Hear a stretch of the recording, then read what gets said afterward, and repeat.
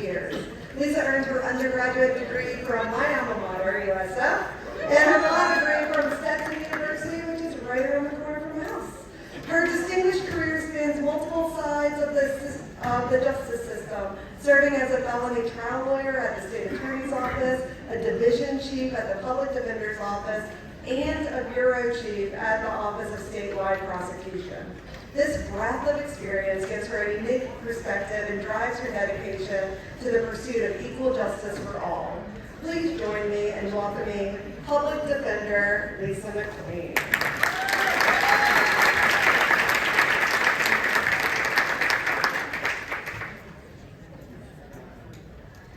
Good morning and welcome to sunny Tampa Bay. It's a little cooler than usual this morning, but it isn't sunny outside. So, as stated, I am someone who spent my entire career working on both sides of the criminal justice system. So I know firsthand how often individuals with serious mental illness find themselves cycling through our courts and jails rather than receiving the care that they need. That is why it's such an honor for me to have this opportunity to introduce today's keynote speaker, Judge Leifman. I've admired his work from afar, and it was just such an honor to get to meet him this morning. Over a 25-year plus judicial career, most recently as an associate administrative judge in Miami-Dade's Criminal County Court, Judge Leifman transformed how our justice system responds to people in mental health crisis. He founded the 11th Judicial Circuit's Criminal Mental Health Project, known nationally as the Miami Model, which diverts individuals from jail into treatment.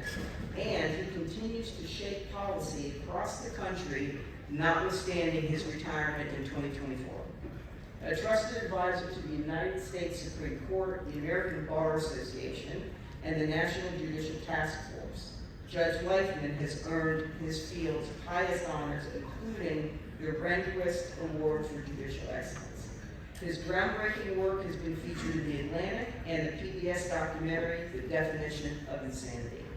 Today, he leads the Leifman Group, advancing behavioral health and criminal justice reform nationwide.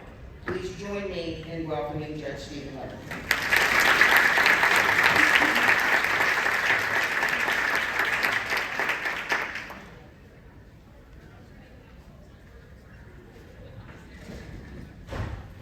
Good morning. Good morning. Lisa, thank you so much for the very thoughtful introduction. And thank you, all of you, for being here and for the opportunity to speak with you this morning. I want to start off by talking about Trieste, Italy. Now, it's not because Trieste has probably the best coffee and chocolate combined in the world. It's not because Trieste has the best Prosecco in the world, which, trust me, it does.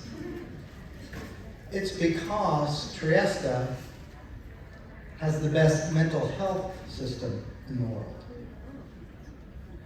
And what you'll find when you visit Trieste is that there are virtually no homeless people in Trieste. There are virtually no people with serious mental illnesses in their criminal justice system. There are virtually no patients at their forensic hospital that does competency restoration. In fact, the day we visited, there were only 2 patients there. In fact, there were more staff than there were patients. Now you're thinking maybe they just have them all locked up in their state civil hospital. Well, when you go to the state civil hospital, it's also almost empty. So what have they done? The first thing that they did is that they don't identify people who live in Trieste by their mental illnesses. You're not John the schizo who lives down the street and isolated. You are part of the community. But what they did otherwise is that they don't wait. So when there is a crisis, you don't end up on the street for decades. They immediately go to their home, and when I say they don't send law enforcement, they send a psychiatrist. When the psychiatrist gets there, they talk with the family, they talk with the patient, and if they can stabilize the situation and leave the person at home on medication, they will. If the person is too ill and they cannot be left at home, they don't rush to file a civil commitment petition. In fact, while their civil commitment laws are much more liberal than ours, they only filed 100 petitions last year out of 40,000 patients. We probably do that a day in Miami.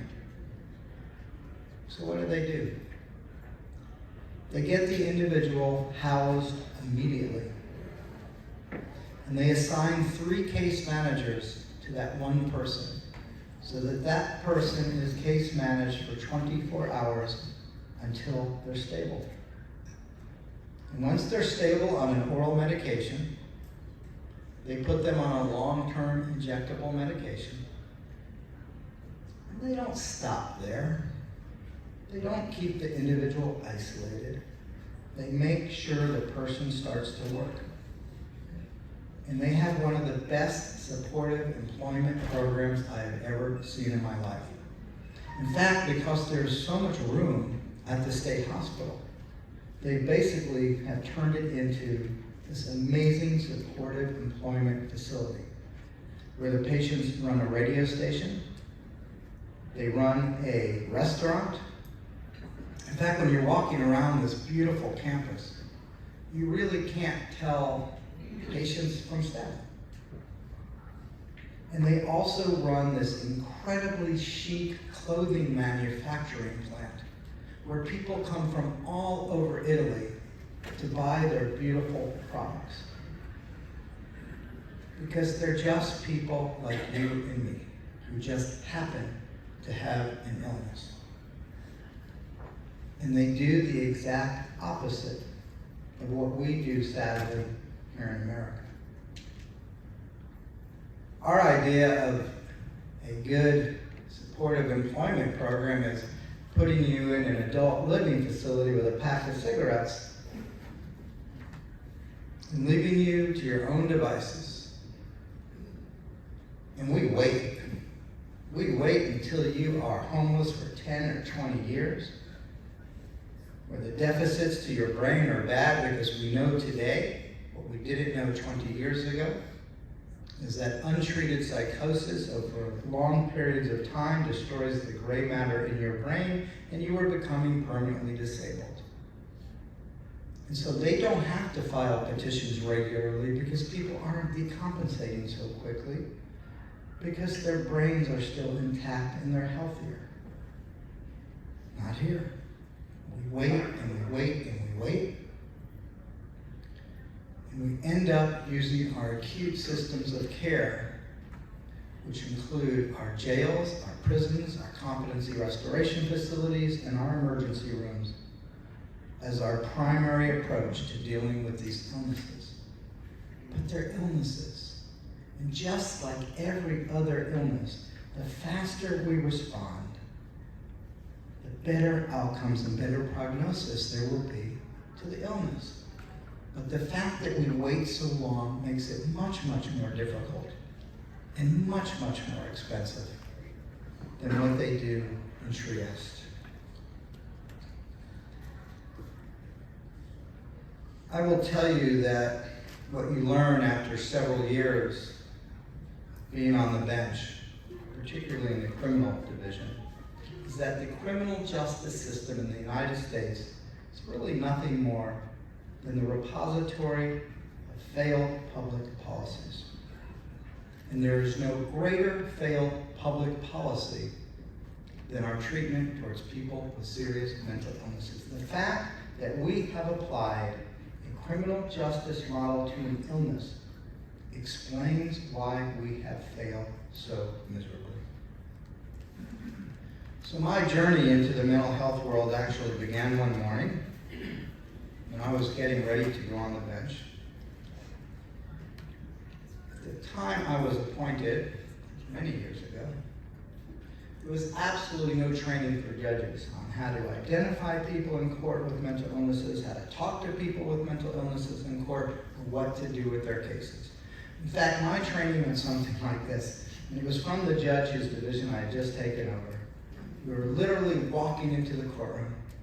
She turned to me and she said, "Steve, if they act strange or bizarre, order a psychological evaluation."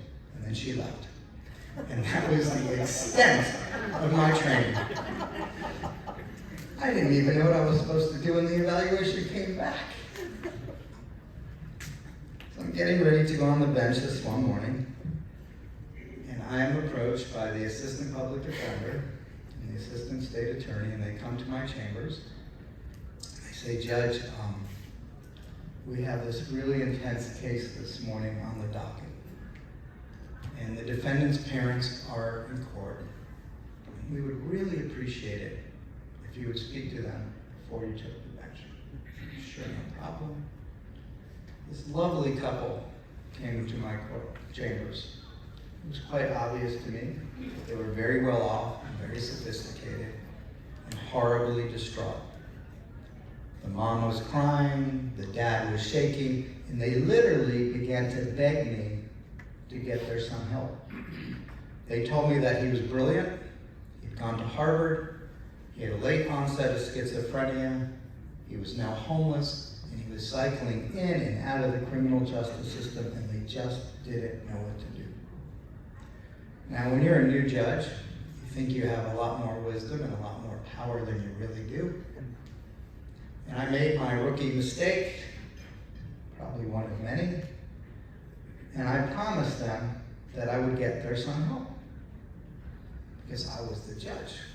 I could do anything. But more importantly, I'm trained in logic.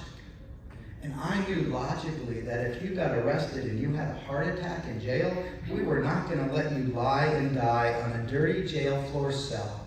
We would call 911, we'd get you immediate care, and we would do everything we could to save you. I just assumed if you got arrested and you were in a mental health crisis, we wouldn't let you lie and die on a dirty jail floor cell. We would immediately get you crisis care and make sure you were treated well. Boy, was I wrong. We literally allow people to lie and die on dirty jail floor cells and die. So I make this great promise. The parents are feeling better. They're like so relieved. They told me that they had him Baker acted at one point and he wouldn't speak to them again. He didn't meet criteria, of course. And he has just been cycling between homelessness and jail again and again and again. So assuring them they didn't need to worry, we were going to take care of this. We start to walk back into the courtroom and the mom stops me. And she says, "Judge, there's one more thing I need to tell you about my son." She says, "Not only is he brilliant, but respectfully, he probably knows more about the mental health system than you do." And I look at her, I'm a little confused. I think she thought the lawyers had told me the whole story. They had not. And I said to her, "Excuse me?" She said, "Oh, you see, my son, he's the former head of psychiatry at Jackson Memorial Hospital." She said he had a late onset of schizophrenia and he didn't show up to work one day, and we had no idea what happened to him. And it turned out he was having religious ideations, thinking God was speaking directly to him, and he needed to be closer to God. So he cashed in his life insurance policy and he bought an airline ticket and he flew to Israel. And within 3 weeks, the Israelis deported him back to Miami because he was running around naked in the Orthodox sections of Jerusalem, and for his own safety, they sent him back home, where he has been homeless ever since. As you could imagine, I was pretty taken back. I was more determined than ever to help them and their son. I went into court, I called his case, and we started to have this amazing conversation. He was coherent, he was thoughtful, he was more respectful than the lawyers. He seems pretty good to me. Except when you looked at him, he looked like a homeless guy that hadn't bathed in months, but sounded every bit the Harvard-educated psychiatrist he was. And he kept insisting there was absolutely nothing wrong with him, that he did not have any type of mental health disorder, and that if I would only release him, he would go see a psychiatrist, he would be evaluated, he would come back and show me that he was fine. And I remember him vividly saying to me, "Judge, you know, we have really dangerous people in Miami. Why are you keeping me in a cell on such a ridiculous charge?" Totally logical. Oh, mind you, he was in on one of those really, really serious local Dade County ordinances, possession of a dairy cart. Now, we all laugh, but it is one way, law enforcement, and it's not as nefarious as we used to think, because law enforcement were under the same misunderstanding that I was, that if people got arrested with these illnesses, they'd get treated. And often out of kindness, police were picking homeless people up on that charge because they couldn't get them help any other way. So it's pretty logical, and I'm thinking, geez, why am I keeping this guy in jail on such a ridiculous charge? No one goes to jail on this. I said, "Can I ask you a question?" "I was sure you're wrong or anything." I said, "I just don't understand one thing. You keep insisting that there's absolutely nothing wrong with you. But if that's the case, why would a Harvard-educated psychiatrist be homeless and be recycling through the criminal justice system and homelessness again and again and again?" All of a sudden, he got a look on his face that I will not forget to the day I die. It was a look of complete fear and terror. It was a look that I can only describe to you someone has right before they think they're going to die. And he starts to shake back and forth, and he starts to cup his ears, and he starts to hold himself, and he's rocking back and forth harder and harder. And he goes into a full-blown psychotic episode right in court. And he starts to point to the back of the courtroom where his parents were seated, and he starts screaming at the top of his lungs. And everything he screams is in sixes, and he starts to yell, "Your Honor, Your Honor, Your Honor, Your Honor, Your Honor, you have to have a couple removed, you have to have that couple removed, you have to have that couple removed."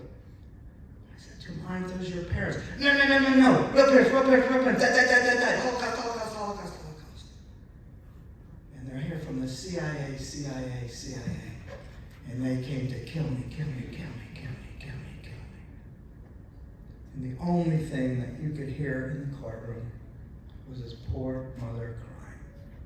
And the only stupid thing that I had been taught to do was to order a psychological evaluation because he was acting strange and bizarre, which I immediately did.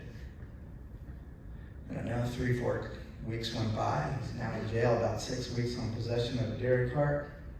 Evaluation comes back, and it's great. Not only is he incompetent to proceed on these very serious charges, but he's now so sick, he finally meets Florida's ridiculously high standard for civil commitment. He is imminently dangerous to self or others. And I'm thinking, this is great. We're going to finally get this guy help. He cannot fulfill the promise I made to his poor parents. I'm never going to have to deal with mental health again. Exactly, you're a smart group. This is January of 2000. It's 26 years ago almost. And here I am. Guess what happens? So at the time in Florida, you needed 3 evaluations to get what we call a stipulation or an agreement from all the lawyers. So I have to order order 2 more evaluations, which I immediately did. Now, thanks to Martha, it's only 2 evaluations, which is good. I don't know, another 6, 8, 10 weeks go by. All 3 evaluations come back. And they all say the same thing. He is imminently dangerous to himself or others. He's competent to proceed. I'm like, oh, this is great. I hand the evaluations to the attorneys. They immediately stipulate or agree that he is incompetent to proceed. And I just assume now I get to order him into some kind of treatment because, boy, that's logical, right? And I look down and I notice that the assistant public defender has a grin on her face. Now, I am a former assistant public defender, and you have your public defender here. I will tell you, this is a bad sign.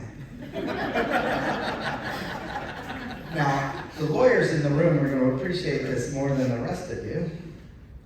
She utters those magic words, and she looks at me and she says, "Your Honor, in all due respect." You see, when a lawyer says that to a judge, it has nothing to do with respect. So if you're a law enforcement officer and you're going to court, please don't say that to a judge. We know you're trying to tell us we're idiots. So, because that's how they do it without going to jail. I looked at her and I said, "Excuse me?" And she whips out this Florida Supreme Court that had recently come out, which of course I hadn't read yet because I had been in civil division for a couple of years right after I got appointed because I was chief of the county court division, and then God forbid I couldn't be in court with the lawyers I had trained. So I hadn't seen any criminal case law in a couple of years. I take one look at this case and I almost fall out of my seat. So bad. I take a break. I call our legal division. Yes, we have lawyers too. I make them pull the case. I make them read it with me. And I ask them, "Am I reading this wrong?" And she said, "Nope." What did it say? It said, "County court judges," of which I was, "have absolutely no legal authority to either civilly or forensically commit anyone. And that my only option was to release him back to the street, floridly psychotic, imminently dangerous to self or others, and tell him to go see a doctor to get evaluated and to come back." And in big, bold letters in the second paragraph of the opinion, the Florida Supreme Court begs the legislature to fix this terrible hole in the law. How many people here think the Florida legislature fixed it immediately? I mean, they tie one hand behind our backs and can't imagine why we have some public safety issues when they're discharging people floridly psychotic back to the street without any opportunity for treatment. None of us in this room go into our professions to be part of that kind of problem. Not only did I not fulfill the promise I made his poor parents, I put him at risk, I put the community at risk, I put you at risk, probably put my job at risk. God forbid something terrible happened to him or something terrible happened to someone else, but I followed the law. And I will tell you, his case was a window to everything that was wrong with both criminal justice response and our community mental health response, because we should never allow someone that ill to get to that point. Never. I find it to be almost this bizarre discrimination, because we would never allow that to happen to someone that had a heart attack or had cancer. I don't know why it's okay for us to do it for people with mental illnesses. So when I became a judge, I had no idea I was actually becoming the gatekeeper to the largest psychiatric facility in the state of Florida, the Miami-Dade County Jail. Our jail contains as many beds serving inmates with mental illnesses as all of Florida state civil and forensic mental health hospital beds combined. On any given day in Miami-Dade, 70% of the inmates in our jail are classified as needing mental health care treatment. My county spends $1.135 million a day, that's $414 million a year, to warehouse 3,500 inmates classified as having mental health needs. Now compare that to the great state of Florida. They spend $47.3 million for everybody in Dade and Monroe County for mental health services. But my county has to spend $414 million for 3,500 people who are just getting warehoused and treated like hell in our jail.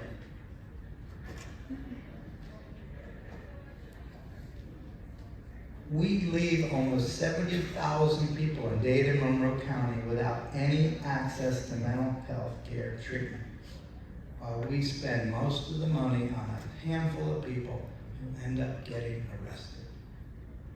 You shouldn't have to get arrested to get access to care.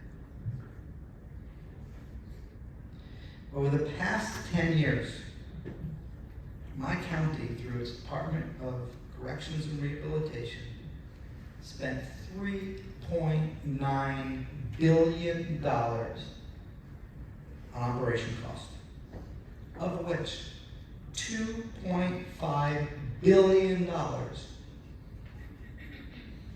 63% of that money, went to people with mental illnesses. Could you imagine the kind of system of care we could have if we took a fraction of that money and set up an actual system? In fact, it's an embarrassment to call it a system today.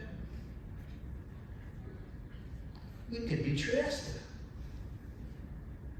And we could stop this ridiculous cycling of human beings through systems that were never designed or built to treat them.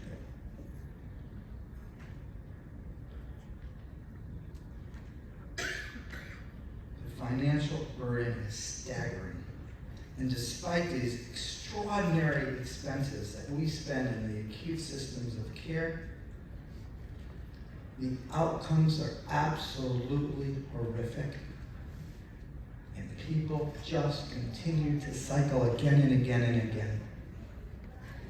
Now we know that the impact of failing to provide adequate care for this population is considerable. And we're kind of geeky in our data collection in Miami. And thanks to a great institution here in Tampa, the University of South Florida, the Florida Mental Health Institute, collects some of the best data in the country. Again, thanks to Martha. And they have the ability to tell a community who the highest users criminal justice and mental health services are in their community by zip code. So as we're putting this project together that I'm going to talk to you about in a minute, I called the University of South Florida, I sent them a letter, I sent them the names of 3,300 people who had been arrested, who came through our program in Miami, that had been diagnosed with a serious mental illness, usually a psychotic disorder, and asked them to tell us of these 3,300 people who the highest users of both criminal justice and mental health services were, so we could take what limited resources we had and wrap our arms around a subset and get better outcomes, because we just assumed that a smaller group was probably costing the entire system all the money. We figured, hey, if you could narrow it down to 1,000 people, that would be great. I mean, that's manageable when you live in a county with 2.5, 3 million people. You can handle 1,000. So I sent it off, and I waited, and finally I get a letter back from USF. It's a pretty thin letter. I open it up. There's one piece of paper. And on this one piece of paper are the names of 97 individuals. 97 out of 3,300. Primarily men, almost all homeless, and almost all diagnosed with a psychotic disorder. Over 5 years, these 97 people were arrested 2,200 times. They spent 27,000 days in the Dade County Jail. They spent 13,000 days at a psychiatric facility, crisis stabilization unit primarily, and they cost taxpayers tens of millions of dollars. And we got absolutely nothing for it. And I bet if we put all of you at one big table, your EMTs, your law enforcement officers, your judges, your PD, your state attorney, all know the same 97 people because they are accessing every service in this room today. Again and again and again. And not one of us stops and asks, is this right? Or how do we stop it? Now, we recently updated that data, and we looked at those same 97 people since 1985. 6, unfortunately and sadly, have passed. For the other 91, they have now been arrested 4,210 times. They have spent 97,438 days in the Dade County Jail, and they have cost taxpayers tens and tens and tens of millions of more dollars. And nothing has changed. Now, my court, because of how sophisticated we have become, receives an electronic list every single day of who is now eligible to be diverted into our program. We're getting ready to open this very cool new facility, which again, hurry up, I'll have time to talk to you about it. And so we took a look at this list recently because we're trying to focus and target on who we're going to put into this new facility first. We said, okay, let's look at all the people that were eligible for diversion over the last 5 years in Dade County. Well, we identified 16,405 people. They were arrested 30,212 times. They spent $1,274,920 days in the Dade County Jail. Just so you know, that's almost 3,500 years of jail bed days. Cost taxpayers $414 million. And we were only able to help a fraction of them because there's nothing in our community yet that's capable of taking care of people that ill. The numbers are insane. And I wish I could tell you that if we just made sure that all these individuals went to the civil Baker Act system first, that everything would be fine. As Martha just said, nope. In fact, the same great university, University of South Florida, Florida Mental Health Institute, did this amazing study of Baker Act cases. And what did they find?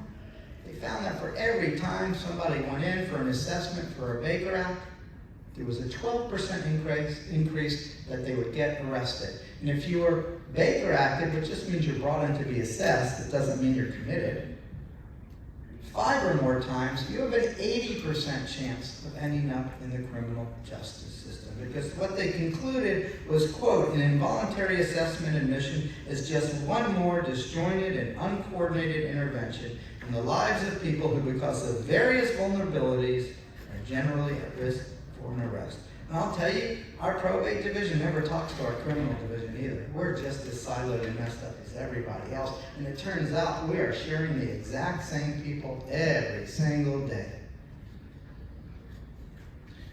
So when it comes to the behavioral health crisis system versus our medical crisis system, what we have in this country is a tale of two disparate systems. So while you call 911 for chest pains, it results in an EMT and an ambulance.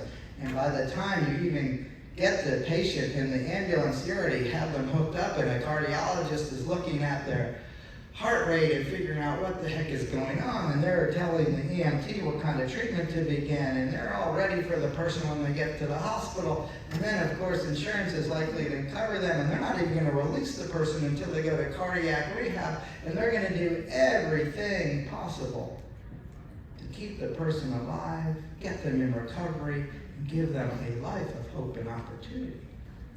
But God forbid we call 911 and our child is suicidal or having a psychotic episode. We send a law enforcement officer, which I'm not critical of, because I will tell you, my CIT officers in Miami are the best, and they are my heroes.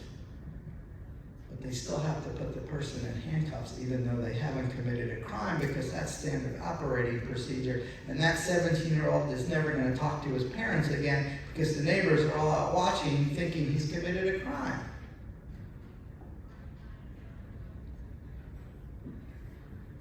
Why? Why do we accept this existing system? It doesn't have to be this way. If they could do it in Trieste, why can't we do it in Tampa? Really? And we should be mad about it.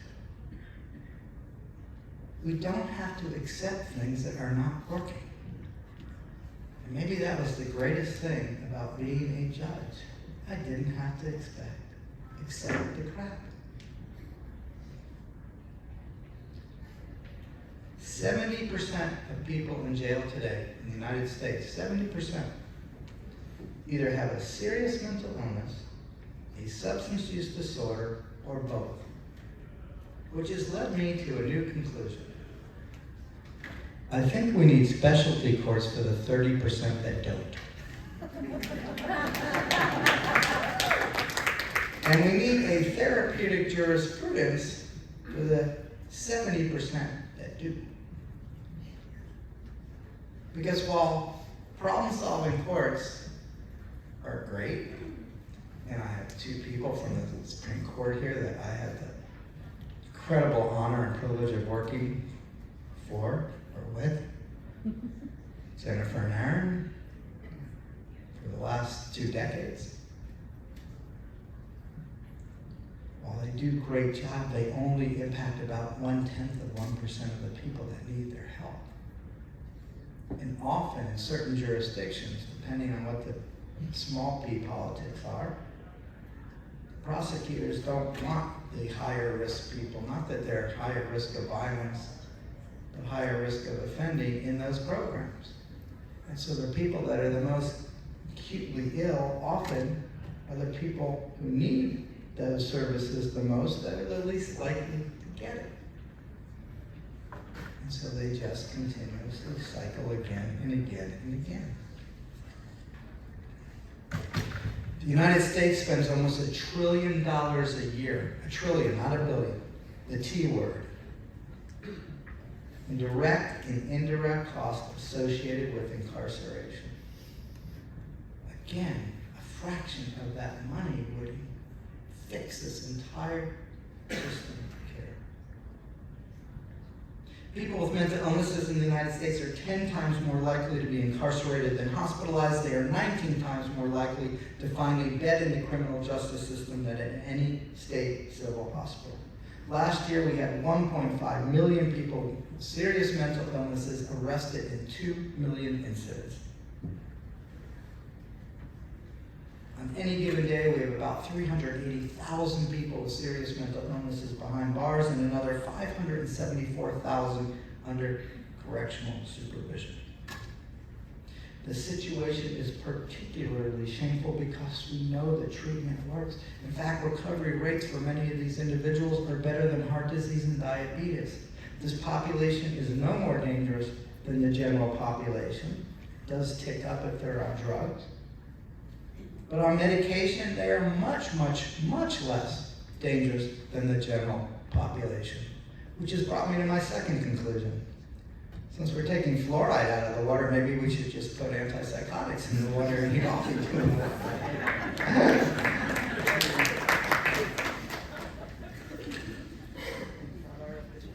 And I'm not even going to go down this road because I only have God knows how much time left.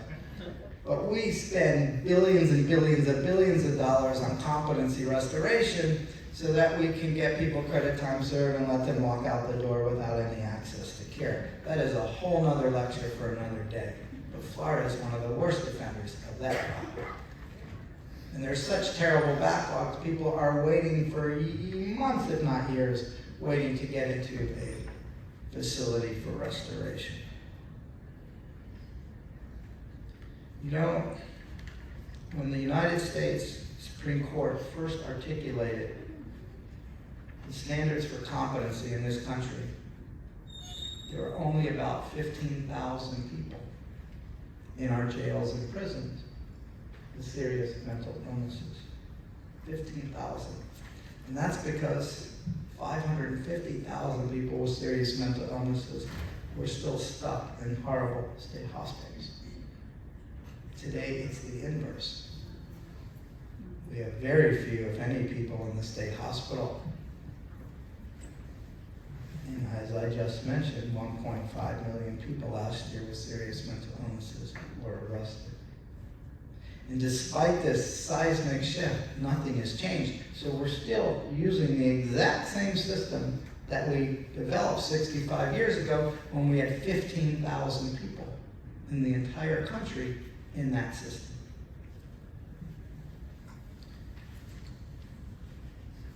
You know, I was really honored and privileged to chair the Supreme Court's committee on these issues, and it came about because we ran out of competency restoration beds. And we had this horrible backlog right next door in Pinellas County. And what was one of the most unique lawsuits in our state, the sheriff teamed up with the public defender and sued the state of Florida. And the case ended up in front of this really conservative ex-Marine, Judge Fardell. I don't know if anyone knows him. Great, great guy. And his wife, a great judge. And he took one look at the case, and he looked at the secretary of the Department of Children and Families, and he says, "Secretary, it says shall, not may. You cannot leave people more than 15 days in jail." And he found her in criminal contempt of court. And he fined her, or I should say, grammatically, she was fined hundreds of thousands of dollars and was given a deadline to fix it, or she was told she was going to jail. Public defender saw what happened in Pinellas, and they filed lawsuits in every circuit in every county in Florida.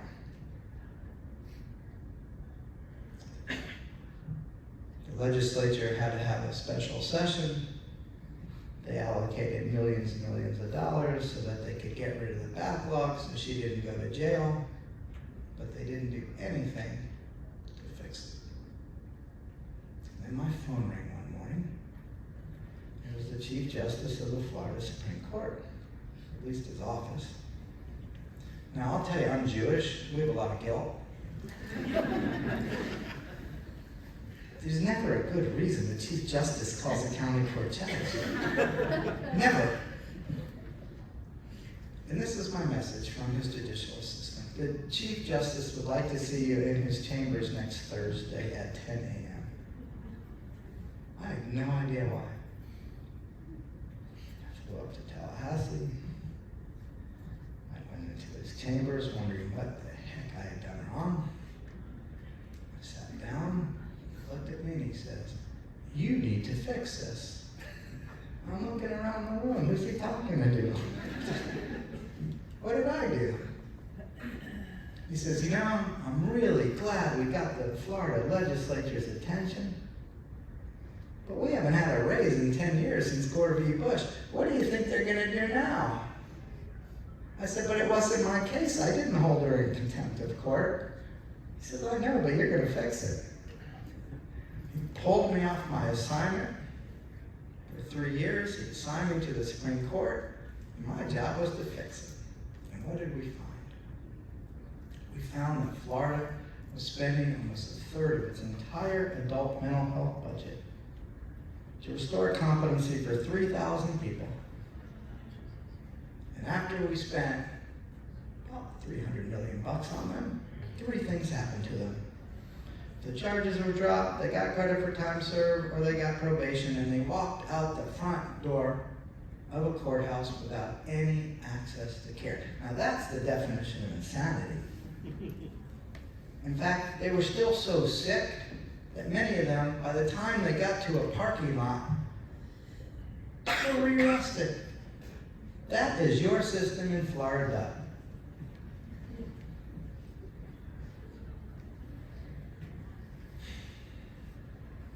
It took almost 25 years to fix it. And it happened because of a horrible, horrible tragedy. Back just a few weeks ago, the governor signed the law that scales what we did in Miami to change it for the rest of the state. So Tristan Murphy was this young man that developed psychosis when he was a kid. Wasn't violent, he was just really sick. He had a couple kids of his own. Right afterwards, he got pretty sick, he got hospitalized, they took his kids away, and so he went and he showed up at his parents' house who were taking care of his boys. He wasn't supposed to do that. He was pretty aggressive, the police were called, he got arrested. He spent almost 2 years going back and forth for competency restoration. He decompensated, he got horribly, horribly ill. Finally, he was restored. They put him on 4 years of probation and they released him. He was on medication, he was doing okay until, of course, he stopped his medication. And then one day, in a fit of psychosis, he drove his pickup truck to a pond next to the sheriff's department in Charlotte County. I'll tell you, if this happened in Miami, he would have been fine. He would have been treated, and I wouldn't be up here telling you the story. He got out of his pickup truck and he pushed it into the pond and he walked away.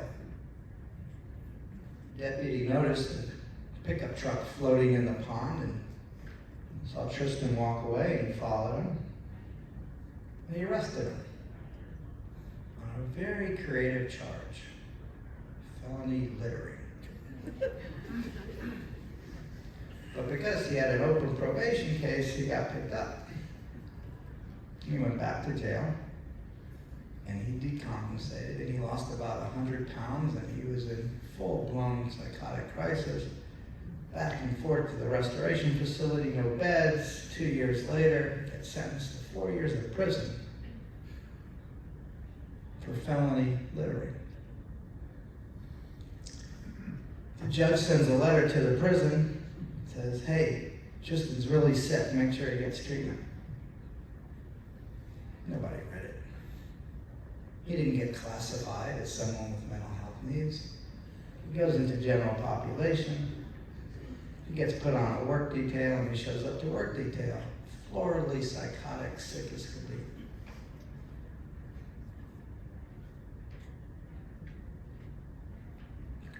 Corrections officer asks the inmates, hey, does anybody know how to use a chainsaw? I'm warning you now, this is a horrible story. Tristan raised his hand. I did. Picked up the chainsaw, he turned it on, and he put it to his neck. For felony littering, we killed him. We never afforded him an opportunity to get treatment. Never. The entire system failed him.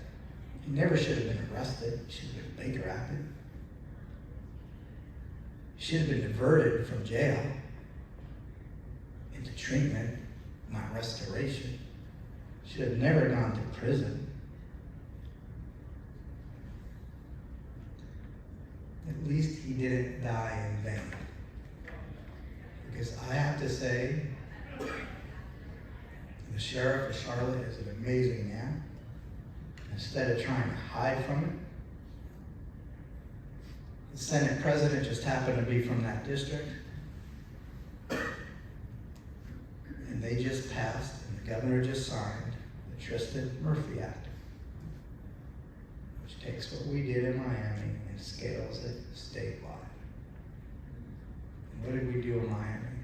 As a result of my psychiatrist case 25 years ago, we had a summit right away. We brought all the stakeholders in the room just like this. And we put together a pre- and post-arrest diversion system, not a mental health card. We now have the largest training squad of CIT officers in the United States. We have over 8,800 officers trained, and they are unbelievable. And we keep data on every single mental health call the two largest agencies, Miami and Miami-Dade, make. And over the last 10 years, those two departments handled 105,268,000 mental health calls. And out of those 105,268,000 mental health calls, they only made 198 arrests. The number of arrests in Dade County went from 118,000 a year to 53,000. Our jail audit went from 7,400 to 4,400.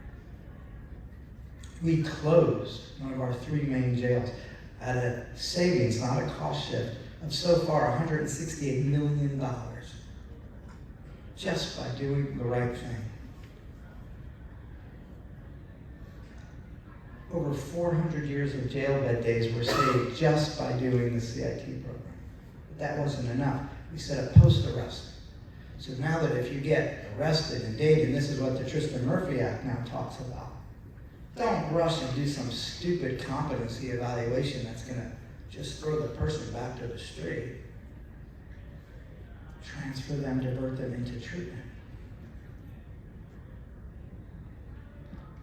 Our recidivism among our misdemeanor population went from 75% to 20%. It worked so well that our state attorney realized, hey, if you really want to improve public safety, get people treated. Because we have two choices with this population. We either release them with treatment or without treatment. And we know what happens when you release people without. The recidivism rate among our felony population went from 75% to 6%.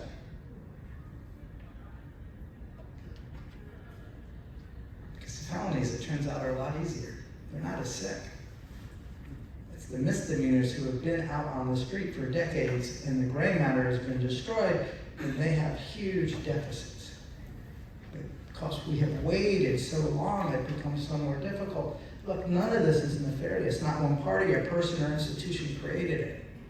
When community mental health was created in the United States, the most acutely ill were still in state hospitals. So community mental health in the United States was actually designed for moderately ill people, not acute.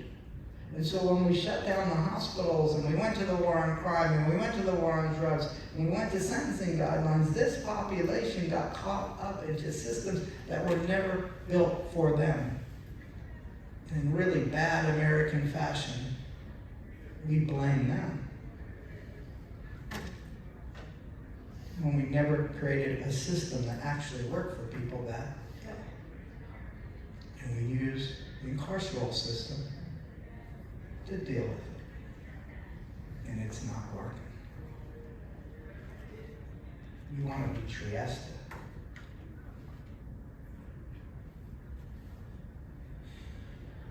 So over the last 20 years, 25 years in Miami, we set up a pre-arrest and a post-arrest diversion.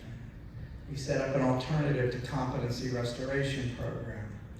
We got the legislature to expand jurisdiction for assisted outpatient treatment to county court misdemeanor cases, which is where it's really needed, because that's where the most acutely ill individuals are. Our peers, almost a third of our staff, are people with lived experiences. And half of them are graduates of our program. They're unbelievable. They help reestablish relationships and they help this population become incentivized to want to get better because they help them have relationships again. I'm going to skip my video because we're running out of time. But as great as we've done, we've helped 70 to 80% of the people. There's still 20 to 30% of the folks that we haven't been able to help. And it's because they're too ill, and we do not have anywhere in the United States the level of care that that population needs to help them recover. So my amazing county passed a bond issue for us, a big one. And we just finished completing the construction of the first of its kind mental health diversion facility in the United States. Thank you.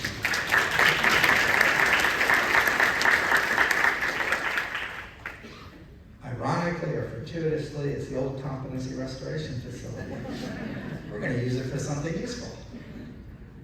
7 stories, 181,000 square feet. It's huge. We gutted it. We have an anti-linoleum policy, so it doesn't look like an institution. It's tile and wood. There are no primary colors. It's beautiful. And in this facility, it has a receiving facility, where the first thing we're going to do when patients come in is wash their feet. And while it sounds like a biblical response, it's a practical response. Because if you treat people with humility and respect, they're going to want to get treatment. And if we can get people to voluntarily take medication instead of involuntary, we're going to get much better results. And it's going to teach our staff to be humble as well. So it has a receiving facility, a crisis stabilization unit, a short-term residential facility. It has a day activity program run by people with lived experiences to teach self-sufficiency. It has a culinary supportive employment program. It has a computer lab. You can get a GED and a college degree, and art classes and horticulture classes, and a salon to cut hair, so that when people leave us, they will have real jobs like Trieste. I'm thinking about a radio station next. So that we get people their lives back. It also has a primary clinic, a dental clinic, an eye clinic, and a podiatry clinic. And it has tattoo removal. Because when you're stoned and psychotic, you do silly things, and it's hard to get a job. When you have SHL, you know what, I'm tattooed on your forehead. Which we had a patient with that on his forehead. And when my staff asked him why he did that, his response was quite telling. He said to them, because that's how I'm treated. We just have to look through other people's eyes and not be so judgmental. The facility also has a courtroom. It has a living room program that we stole from Arizona. It's amazing. And it has 200 beds of housing. So instead of just discharging the people to the street once we've adjudicated their case and kick them out to the can and expect them to miraculously recover, we will slowly integrate everybody where they need to be in a stable condition with housing, case management, and medication, and a job. Now, if I had to do this again, I would have made one major change, but there was no data 25 years ago when we started. I want to talk about this, and I have to wrap up because I'm over time. Trauma, trauma, trauma. And this has a huge impact on our first responders that are in the room, so I want to address you a minute. 92% of all the women in jail and prisons in the United States with serious mental illnesses have horrific histories of trauma, mostly sexual abuse, as little kids as young as 6, 7, and 8-year-olds. They are victims. 75% of men in jail and prison with serious mental illnesses also have horrific histories of trauma. Some of it's sexual abuse, but it is more likely they were victims of long-term domestic violence, or they are witnesses to really violent acts like a soldier would see in combat.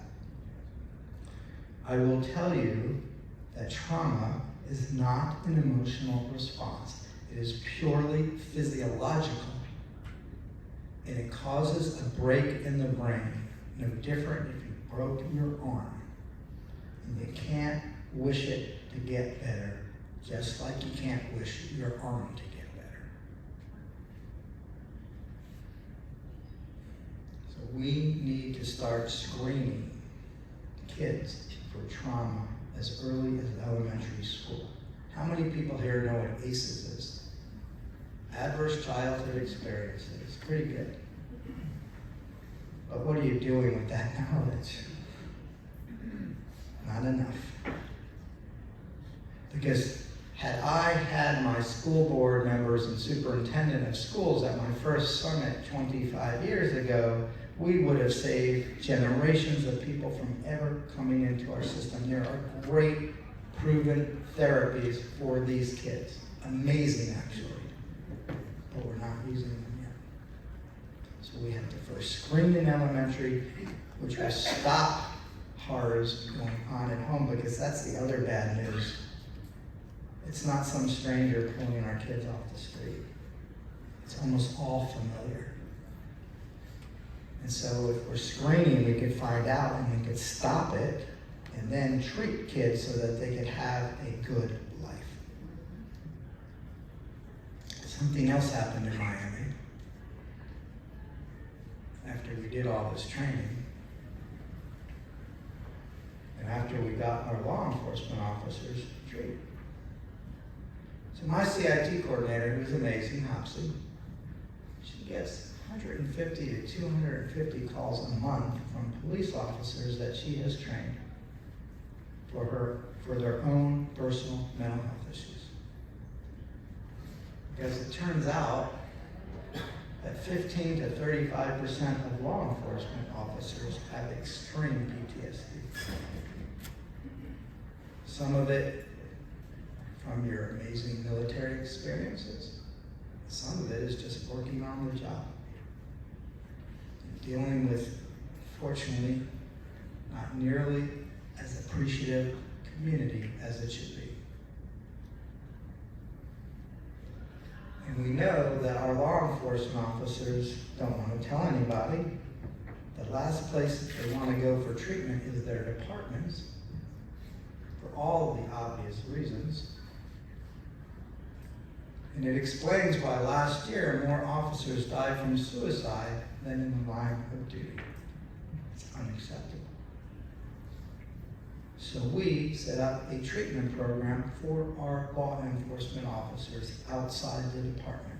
We refer them, and we do not have to report it so long as they are not homicidal or suicidal, which is very rare. And they love it. Our police shootings almost stopped in Miami-Dade County just by getting our officers treated.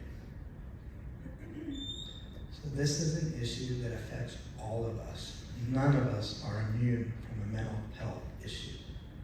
And there seems to be two triggers. One is trauma, and the other is viruses. So I hate to tell us, but we have not seen the end of COVID, because women who were pregnant in the first trimester that got COVID, their offspring have an 8 times greater chance of developing a psychotic disorder. We have a lot of work to do. And it boils down to one thing. We have to start treating these illnesses as illnesses and apply a population health model as opposed to a criminal justice model, and we will get the outcomes that Trieste gives. I want to finish by saying again, not one party, not one institution, or one person created this problem, and not one party or person or institution is going to fix it. It takes all of us in this room to work collaboratively. That's why you should be so proud of Jennifer and the work her team has done to put this together, because this is what it takes to fix this problem. Thank you.